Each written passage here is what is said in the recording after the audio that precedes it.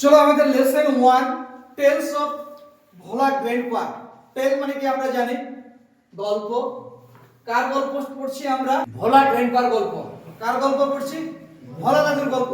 ঠিক আছে, ভোলা দাদুর গল্প পড়ছি। কার লেখা? মনোজ দাস। কার লেখা? মনোজ দাস। মনোজ দাস তাহলে কে ছিলেন? তাহলে মনোজ দাস সম্পর্কে আমরা একটু পড়ে নেব হালকা করে। ঠিক আছে, মনোজ দাস 1934 তিনি জন্মগ্রহণ করেছিলেন। He is an Indian award-winning bilingual writer who writes in Odia and English. Bilingual কি বলেছিলাম? bilingual মানে কি? যারা দুটো ভাষায় লেখালেখি করে তাদেরকে বলবো আমরা bilingual। ঠিক আছে, উইনিং অ্যাওয়ার্ড অর্থাৎ তিনি অ্যাওয়ার্ড পেয়েছিলেন, পুরস্কার পেয়েছিলেন, তাই তো? তিনি দুটি ভাষায় লিখেছেন। কি কি দুটি ভাষা?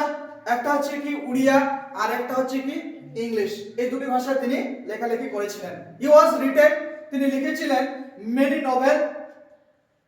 তিনি লিখেছিলেন কি কি লিখেছিলেন? মেনি নভেল, তার মানে কি উপন্যাস। নভেল মানে কি উপন্যাস। তিনি উপন্যাস লিখেছেন, শর্ট স্টোরি ছোট ছোট গল্প লিখেছেন।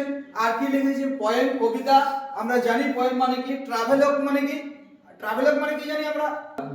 ভ্রমণের উদ্দেশ্যকে নিয়ে লেখাকে আমরা কি বলবো? Travelogue. An article on history and culture, ইতিহাস সম্পর্কে লিখেছে এবং কালচার সম্পর্কে লিখেছে। গল্পটা পড়ি। ভোলা গ্র্যান্ডপা এন্ড হিজ ওয়াইফ, ভোলা দাদু এবং তার ওয়াইফ কোথায় বসবাস করত? Lived at western end of our village, গ্রামের পশ্চিমের শেষের দিকে ভোলা দাদু এবং তার স্ত্রী বসবাস করত। A large bakul tree overshadow their hut, একটা বড় কুড়ে ঘর ছায়া আবৃত করে রেখেছিল সেই ছোট্ট কুড়ে ঘরটিকে। In the bakul tree lived, এই বকুল গাছে বসবাস করত a small troop of monkeys. Troop মানে কি এখানে দলবদ্ধ হয়ে, ঠিক আছে, গ্রুপ বলতে পারিস। তো বাদরের ক্ষেত্রে গ্রুপ না হয়ে আমরা কি ব্যবহার করব? ট্রুপ। তো এই ছোট্ট ছোট্ট দলবদ্ধ হয়ে বকুল গাছের উপর বসবাস করত এই মানকিগুলো বা বাদরগুলো। Bhola grandpa and his wife did not mind it, Bhola দাদু, ভোলা গ্র্যান্ডপা এবং তার স্ত্রী কিছু মনে করে না। কেন কিছু মনে করে না? কারণ ওরা দেখে দেখে অভ্যস্ত হয়ে গেছে যে আমাদের কুড়ে ঘরের উপরে বকুল গাছে কি বসবাস করে? বাদর বসবাস করে। ঠিক আছে, যার জন্য ওদের অভ্যস্ত হয়ে যাওয়ার কারণে তাদের কিছু মনে করে না ওরা এই বিষয়ে, যে আমাদের মাথার উপর বাদররা বাস করে, তাদের কোনো প্রবলেম বা সমস্যা ওদের সৃষ্টি হয় না জীবনে, তাদের সংসার জীবন করতে গেলে। ঠিক আছে, তাহলে আমরা কি দেখলাম? ভোলা দাদু এবং ভোলা দাদুর স্ত্রী কোথায় বসবাস করতো? গ্রামের একদম শেষের প্রান্তে, তাই তো? ঠিক কি না? তো বলছি কি তার বাড়িটা কি রকম? বলছে ছোট্ট একটা কুড়ে ঘর, সেই কুড়ে ঘরকে আবৃত করে রেখেছে কে? একটা বকুল গাছ। বলছে কি এই বকুল গাছের উপর কারা থাকে? তাহলে বানরের দল। ঠিক আছে, এবং তারা যে থাকে এই বিষয়ে ভোলা দাদু এবং ভোলা দাদুর স্ত্রীর কোনো সমস্যা বা প্রবলেম হয় না, তাই তো? তারপরে নেক্সট প্যারা আমি যাব আমি। ওয়ান মুনলাইট নাইট, বলছে একদিন জ্যোৎস্না রাত্রি কথা বলা হয়েছে। মুন মানে কি চাঁদ, লাইট মানে কি আলো, মানে চাঁদের আলো, আর রাত্রি নাইট মানে রাত্রি। তাহলে আমাদের রাত্রিটা কি রকম? চাঁদের আলো পরিপূর্ণ রাত্রি। We are returning from festival, আমরা কোথা থেকে ফিরছিলাম? ফেস্টিভ্যাল থেকে ফিরছিলাম, মানে কোনো একটা উৎসব থেকে ফিরছিলাম, তাই তো? ডিসরাইলে বল, ঠিক আছে, চেচড়া বল, এগুলোতে যখন আমাদের ফেস্টিভ্যাল হয় তখন আমরা যাই তো নাকি?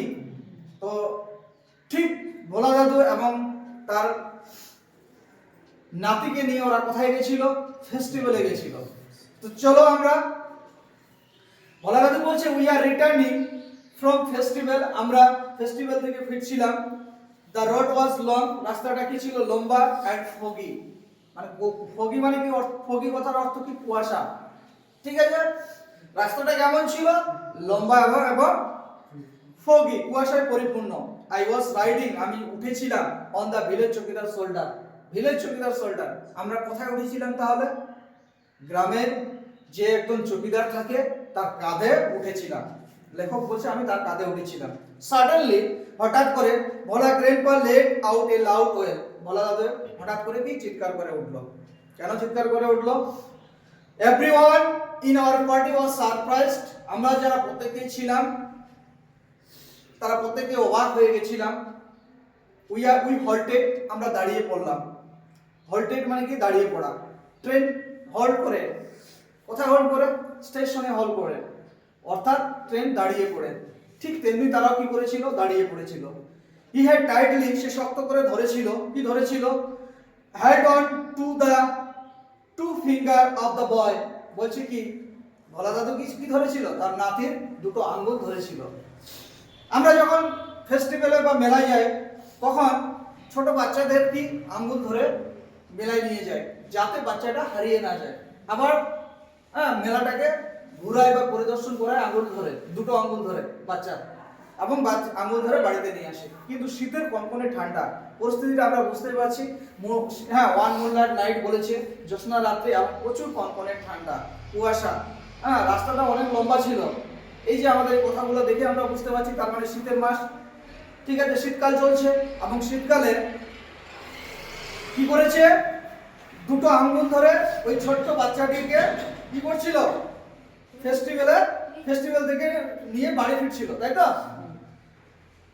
হি ডিড নট রিয়েলাইজ, সে অনুভব করতে পারেনি, when those fingers slipped out, কখন তার দুটো আঙ্গুল পিছলে গেছে। Bhola grandpa was continuing as before. Bhola দাদু এইভাবে অনেকটা পথ এগিয়ে এসেছিল। Then someone asked Bhola grandpa, কেউ যেন তার দলের মধ্যে কেউ যেন বলে উঠলো ভোলা দাদুকে, হোয়াট হি ওয়াজ গ্রিপিং, তুমি কি শক্ত করে ধরে আছো? হি রিমেম্বার্ড, তার মনে পড়ে গেল, হিজ গ্র্যান্ডসন, তার নাতির কথা, and let out a loud wail, এবং চিৎকার করে উঠলো। তাহলে বুঝতে পারছিস এই প্যারা থেকে আমাদের কি বোঝা গেল? ভোলা দাদু কি করছিল? ফেস্টিভ্যাল থেকে বাড়ি ফিরছিল। বাড়ি ফিরছিল কিভাবে? তার নাতি দুটো আঙ্গুল ধরে ফিরছিল, শক্ত করে ধরেছিল। কিন্তু শীতের কনকনে ঠান্ডার জন্য ওর নাতির দুটো আঙ্গুল কখন পিছলে যায়, ছুটে যায়, ভোলা দাদু কিন্তু বুঝতে পারেনি। ওরা যারা প্রত্যেকেই মেলায় গেছিল, ঠিক আছে, তার মধ্যে থেকে একজন ভোলা দাদুকে বলে উঠলো, দাদু তুমি কি শক্ত করে ধরে আছো? দাদু দেখছি যে আমি তো আমার নাতিকে ধরেছিলাম, ঘুরে তাকিয়ে দেখছি যে না, আমার পাশে আমার নাতি নেই। তখন ভোলা দাদু চিৎকার করে উঠলো। ঠিক আছে, মাই ফাদার, আমার বাবা, চুজ, পছন্দ করেছিল, to serve I men from our party to go back with Bhola grandpa to the festival. তাহলে কি বলে? আমার বাবা কি করলো? পছন্দ করলো। কিসের জন্য পছন্দ করলো? এই যে তার নাতি হারিয়ে গেছে, এই হারিয়ে যাওয়ার ফলে তাকে তো খুঁজে বের করতে হবে। তাই এই জন্যই ওদের টিমের দুজন যাদের তীক্ষ্ণ দৃষ্টি সম্পূর্ণ, যাদের চোখ ভালো আছে, রাত্রিবেলায় যারা ভালো দেখতে পায়, ঠিক আছে, তাদেরকে বললো যে যাও তোমরা ফেস্টিভ্যালের দিকে রওনা হও, আবার মেলার দিকে তোমরা যাও, গিয়ে আমার নাতিকে খোঁজাখুঁজি করো, যে আমার নাতিকে তোমরা খুঁজতে থাকো, কোথায় আমার নাতি, আমার নাতি কোথায় আছে। The grandson was found before long, তার নাতিকে অনেক দীর্ঘ সময় পরে খুঁজে পাওয়া গেল। কোথায় খুঁজে পাওয়া গেল? কোথায় ছিল সে? He had taken a cozy shelter under a cow's belly, তাকে খুঁজে পাওয়া গেল একটা গরুর পেটের নিচে। তো তোমাদের এই অবধি আমি পড়ালাম, তোমাদের প্রথম ইউনিট কেমন লাগলো? ভালো, ভালো লেগেছে? বুঝতে পেরেছি সবাই? হ্যাঁ, ভেরি গুড।